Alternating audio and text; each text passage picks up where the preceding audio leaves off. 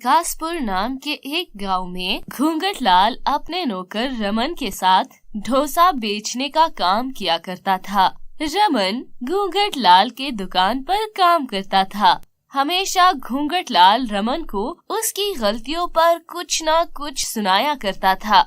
पूरे गांव में सिर्फ एक ही प्रसिद्ध डोसे की दुकान होने की वजह से घूंघटलाल बहुत घमंडी हो गया था और वे हमेशा घमंड में रहता। और तो और वो लोगों को मिलावट वाला डोसा बेचा करता था। अरे भाई घूंघटलाल, अच्छा सा मैसूर मसाला डोसा परोस दो, तुम्हारी दुकान से खाए बहुत दिन हो गए भाई। हाँ, बैठिए बैठिए। अरे रमन, इन भाई साहब को मैसूर मसाला डोसा दे दे। और हाँ सुनो, अच्छा बना कर देना, और अगर कोई गलती हुई तो मैं तेरी नौकरी खा जाऊंगा, याद रखियो। अरे भाई थोड़ी चटनी अच्छी देना। हाँ, रमन के हाथों की चटनी बहुत अच्छी होती है। ओह भाई, धन्यवाद धन्यवाद। अरे अब तो मैं आपको कुछ ज्यादा ही चटनी परोसूंगा भाई। हाँ। रमन की चटनी और डोसा ज्यादा परोसने की बात से घूंघटलाल को गुस्सा आ जाता है और वे कहता है, अरे अरे, कैसे ज्यादा परोस दूंगा? जितना पैसा मिलता है उतना ही चटनी और डोसा परोसना है, समझे रमन? उससे ज्यादा का नहीं। थोड़ी सी तुम्हारी तारीफ क्या कर दी, तुमने तो मेरा मुनाफा घाटे में ही बदल दिया। माफ करना मालिक।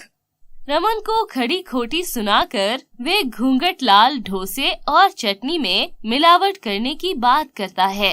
अरे अरे सुनो रमन, अब हमें डोसे और चटनी में मिलावट करनी पड़ेगी। पूरे गांव में हमारा ही एक दुकान है, इसे हम जैसे चाहे वैसे चला सकते हैं। इस चटनी में पानी और डोसे में आटा मिलाकर भी खिला सकते हैं। बात सुनो, कम पैसे लगाकर अच्छा मुनाफा कमा सकते हैं। अच्छा लेकिन मालिक, हमें गांव वालों के साथ ऐसा करने की क्या जरूरत है? हमारा तो पहले से ही व्यापार अच्छा चल रहा है। लोग यहाँ पर आकर बार बार हमारी चटनी और हमारा चीज डोसा खाते हैं। हमारा तो इसमें फायदा ही है। अरे अरे, इसीलिए तो ऐसा नौकर है। जरा अपनी बुद्धि से भी सोच कर देख। वैसे मालिक, आप हमेशा मेरी बुद्धि के बारे में कहते रहते हैं। पूरी दुकान तो मुझसे ही चलती है, क्योंकि मैं इतना अच्छा डोसा और चटनी जो बनाता हूँ। घूंघटलाल और रमन में इन बातों को लेकर कहा सुनी हो जाती है। रमन घूंघटलाल को मिलावट करने से रोकता है, तो ये देखकर घूंघटलाल रमन को अपने दुकान से निकाल लेता है। अरे अरे, जुबान चलाता है, तुम्हें नौकरी से मैं अभी निकाल देता हूँ। बहुत हो गया तुम्हारा, बहुत मिल जाएंगे मुझे तुम्हारे जैसे। अरे अरे, मुझे खुद आपके साथ नौकरी नहीं करनी। आप जरा मेहरबानी करके मुझे मेरा आज तक का हिसाब दे दीजिए। रमन वहाँ से मायूस होकर अपने घर को चला जाता है और अपनी पत्नी रागिनी को सारी बात बता देता है। अरे तो क्या हो गया? मैंने तो आपसे पहले ही कहा था कि आप खुद की एक दुकान खोल लीजिए। यहाँ तो पूरे बिलासपुर में एक ही डोसे की दुकान है और वो भी आपकी ही वजह से चलती है। वे घूंघटलाल तो बस आपसे पैसे कमा रहा था और कुछ नहीं। खुद लाख कमा के हमें बस 100 दे रहा था। अरे अरे रागिनी, तुम समझ नहीं रहे हो। मालिक तो मुनाफे के चक्कर में मिलावट पर उतर आए हैं। अरे ये देखिए जरा, मैंने क्या बनाए हैं। छोटे छोटे बाल्टी, ये मैंने अपने हाथों से बनाए हैं। मैंने सोचा था कि कब तक आप डोसे की चटनी कटोरी में देते रहेंगे। लोगों को भी हमेशा कम ही पड़ जाती है, इसीलिए ये बाल्टी बना दी थी। रमन जब आंगन में जाकर छोटी छोटी बाल्टी देखता है तो वो बहुत खुश हो जाता है। रागिनी ने उसके बारे में इतना सोचा जो था। बस मैंने फैसला कर लिया है कि मैं और तुम मिलकर अपनी एक डोसे की दुकान निकाल लेंगे। थोड़े पैसों की जरूरत होगी, लेकिन मैं कहीं ना कहीं से बंदोबस्त कर लूंगा। हमें सब कुछ नया करना होगा। आप जल्दबाजी में फैसला मत कीजिए, और समस्या पैसों की भी तो है। रमन अपनी समस्या लेकर गांव के सबसे बड़े जमींदार के पास लेके जाता है और अपनी सारी समस्या उन्हें जाकर बता देता है। अरे आओ आओ रमन, कई दिनों बाद दिखाई पड़ रहे हो। बताओ जरा, कैसा चल रहा है उस घूंघट लाल का व्यापार? अजी, मैंने उनकी दुकान छोड़ दी है और मैं इसी सिलसिले में ही आपसे बात करने आया था। हाँ कहो, मैं क्या मदद कर सकता हूँ तुम्हारी? दरअसल मुझे कुछ पैसों की जरूरत है। मैं खुद की डोसे की दुकान खोलना चाहता हूँ। अरे भाई, ये तो बहुत अच्छी बात है। मैं जरूर तुम्हारी मदद करूँगा, लेकिन उसके लिए तुझे हर महीने मुझे कुछ पैसे देने पड़ेंगे। जब तक सारे पैसे तुम लौटा नहीं देते तब तक।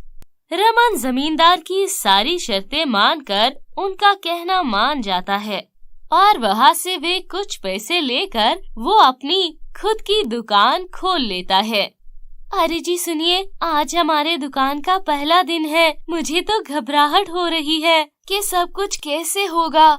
अरे, हमारा सब अच्छा ही होगा। हमने सबका अच्छा ही किया है। हमारा कोई कुछ नहीं बिगाड़ पाएगा।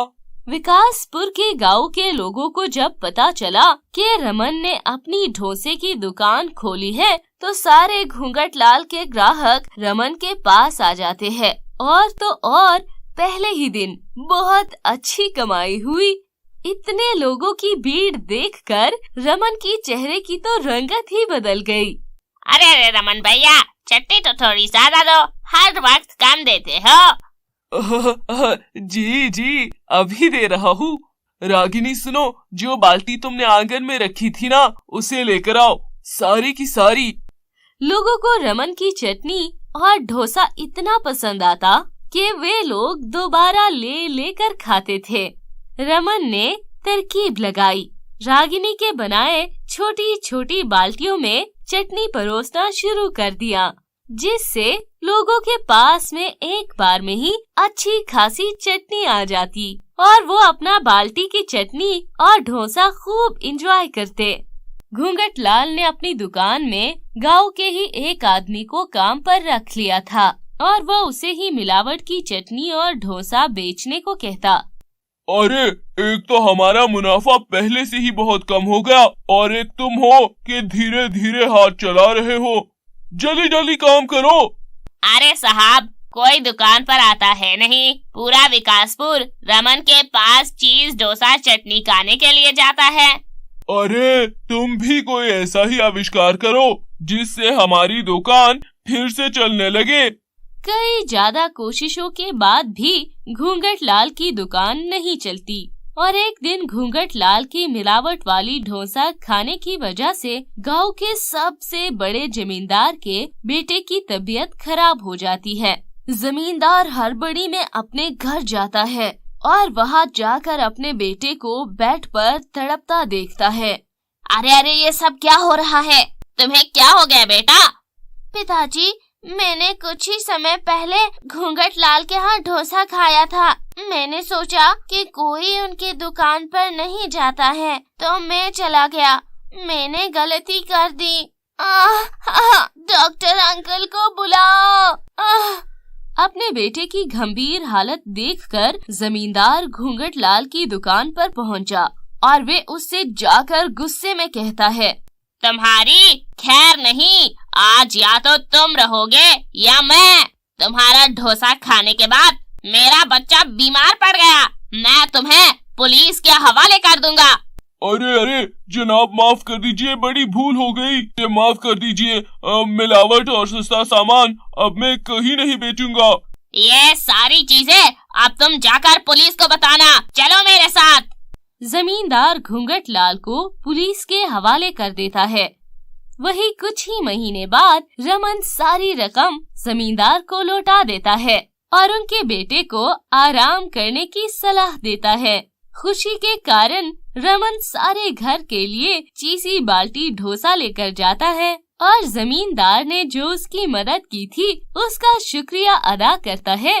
रागिनी और रमन का व्यापार बहुत तेजी से चलने लगता है और वही घूंघट लाल को उसके लालच की सजा मिल जाती है।